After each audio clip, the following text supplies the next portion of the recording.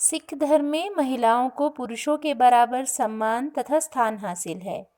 15वीं शताब्दी में गुरु नानक से लेकर 18वीं शताब्दी में गुरु गोबिंद सिंह तक सभी 10 सिख गुरुओं ने महिलाओं को सामाजिक तथा धार्मिक आज़ादी दिलाने और उनकी सामाजिक प्रतिष्ठा तथा सम्मान की जमकर पैरवी की। गुरु नानक ने तो यह कहकर कि भंडी जमिए भंडी निमिए भंडी मंगण बिहाऊ, स्त्री के बिना पुरुष के जीवन को अधूरा बताया। नानक जी ने यहाँ तक कहा कि सो क्यों मंदा आखिए जित जमे राजान, अर्थात महान प्रतापी राजाओं को जन्म देने वाली स्त्री जाति को नीच कहना पाप है। उस जमाने में वेद शास्त्र आदि पढ़ने तथा हवन आदि में शामिल होने की औरतों को मनाही थी, पर नानक जी ने यह फरमाकर कि सुन मंडल इक जोगी बैसे, नारी न परखूं कहूँ कऊ कैसे, अमर संदेश दिया कि ईश्वर की ज्योति तो प्रत्येक प्राणी में विद्यमान है, उसे न नारी कहा जा सकता है और न पुरुष, वह परमात्मा का ही अंश है। 16वीं शताब्दी देश के लिए भारी राजनीतिक उथल पुथल का युग था। आक्रमणकारी बाबर की सेनाओं ने लाहौर में स्त्रियों पर जो अत्याचार किए, उनसे गुरु नानक का कोमल हृदय रो उठा।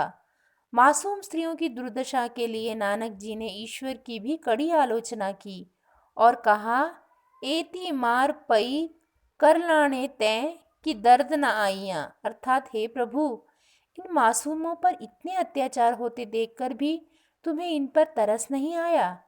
गुरु नानक ने तो यहाँ तक घोषणा कर दी कि ईश्वर की दरगाह में केवल वही व्यक्ति सम्मान और स्थान पाते हैं जो स्त्री जाति का सम्मान करते हैं।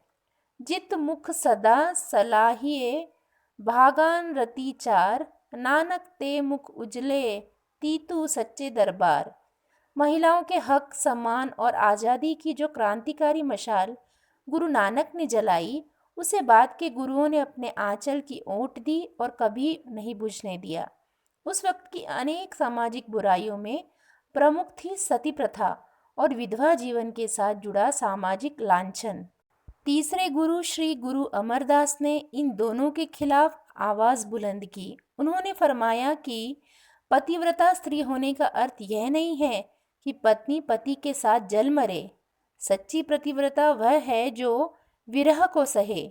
गुरु अमरदास जी ने अनेक विधवाओं का अपने हाथों से विवाह करवाकर उन्हें उपेक्षा तथा अपमान की जिंदगी से बाहर निकाला और उनका सामाजिक पुनर्वास किया। यही नहीं, पंजाब में तथा पंजाब से बाहर धर्म के प्रचार के लिए गुरु अमरदास ने जो धार्मिक पीठें स्थापित की, उनमें कई पीठों पर महिलाओं को नियुक्त करके उन्हें मिशनरी की एक सर्वथा नवीन तथा उच्च सामाजिक आध्यात्मिक सम्मान वाली भूमिका प्रदान की। इसी तरह सिख इतिहास में जिक्र आता है कि छठे गुरु श्री गुरु गोबिंद सिंह जी ने एक बार गुजरात के एक जाने माने सूफी दरवेश शाह दौला ने पूछा कि औरत क्या है। इस पर गुरुजी ने जवाब दिया, औरत ईमान है।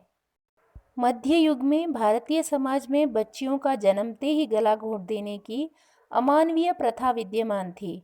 सिख गुरुओं ने इस प्रथा की कड़ी निंदा की और अपने अनुयायियों को कुड़ीमार यानी लड़की का हत्यारा का सामाजिक बहिष्कार करने तथा उनके साथ रोटी बेटी का रिश्ता ना रखने की हिदायत दी। इस संबंध में गुरु गोबिंद सिंह का हुक्मनामा स्पष्ट है। मोना और मसंदिया मोना कुड़ी जुमार, होई सिख वर्तन करे अंत करे खुआर। इस सिद्धांत पर अमल करते हुए 18वीं शताब्दी के योद्धा जस्सा सिंह रामगढ़िया को कुड़ीमार होने के दोष में पंथ से निकाल दिया गया था। इस अपराध के लिए जब उसने समूचे खालसा पंथ से माफ़ी मांगी, तब उसे दोबारा पंथ में वापस लिया गया। सन 1699 को बैसाखी के मौके पर पुरुषों के साथ साथ सिख स्त्रियों को अमृत की दीक्षा देकर गुरु गोबिंद सिंह ने उन्हें एक नई जुझारू शक्ति दी।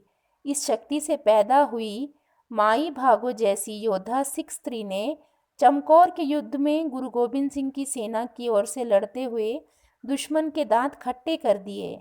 इसी युद्ध में बीबी हरशरण कौर युद्ध के मैदान में पहुंचकर शहीद सिखों की लाशों का अंतिम संस्कार करते हुए अंततः शहीद हो गईं। इस प्रकार सिख इतिहास के निर्माण में महिलाओं की शानदार भूमिका का एक और अध्याय जुड़ गया।